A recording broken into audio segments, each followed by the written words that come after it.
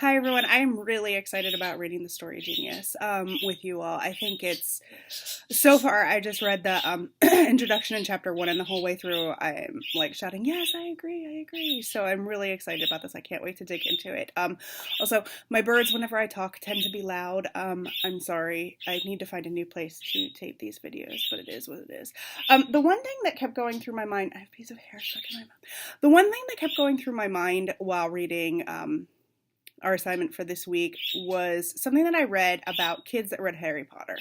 And the kids that read Harry Potter against the kids that didn't read Harry Potter seemed to be more empathetic. So it grew empathy, which I think is really interesting because it goes along with the assertions in The Story Genius that reading can help insert you into somebody else's life to help you understand what others are going through. And I think that is so important for readers, and I think that's so important for writers to understand how important our role is. You know, there was this meme going around on social media this week about like, I've needed teachers, I've needed doctors, I've needed firemen, but I've never needed a movie star and I've never needed a football player. So I was thinking about that, and I understand the reason behind the meme is that in a medical emergency, I don't need a football player. I need a doctor, and that possibly, teachers should be getting paid more because they're more needed to society.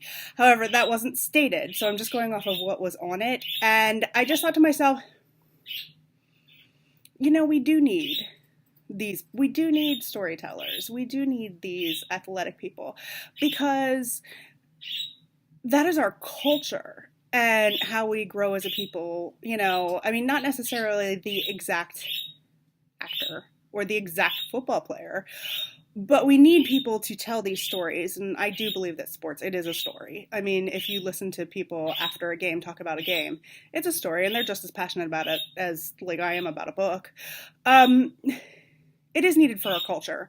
Throughout history and throughout time, we've relied on stories to teach lessons, to get points across, to build understanding. I know that I homeschool my kids, and I know that through 1st through 6th grade, I used literature-based history for teaching them. And so it was all stories to help them learn historical concepts. And the one thing I keep remembering is, like, in high school, I had a teacher that it was just the facts, and it was so boring, and I hated history, and now I love history because I went through it as if it's a story, not just a list of facts and dates. So I do think it's important for our, our mind's growth, our intelligence to hear these stories. So the other thing that I wanted to talk about is actually in the introduction to The Story Genius. It's about how every story is based on a character. And I think it's funny because I teach American literature, and we were discussing different types of stories. So like theme-based stories, setting-based stories, character-based stories, and we were trying to figure out what each type of story, what each type of novel, where it would fit. And so I think it's interesting to say that all stories are character-based because, it's true. That's where the conflict arises from. And so I never really thought about it that way, but it's absolutely true. And so I actually, in my online classroom, updated the students with what I had learned already in this book. And I said, if you think about it, I taught you all of these concepts, but if you think about it, it really does come down to the character because you get to see what is happening to the character. Everything is happening to the character, around the character, or spurred on by the character. So I found that really interesting, and it was so obvious, and I hadn't thought about it that way until I read it. Oh, I had one more thing that I want to talk about. I'm so sorry if this gets long. This is just me. I talk a lot.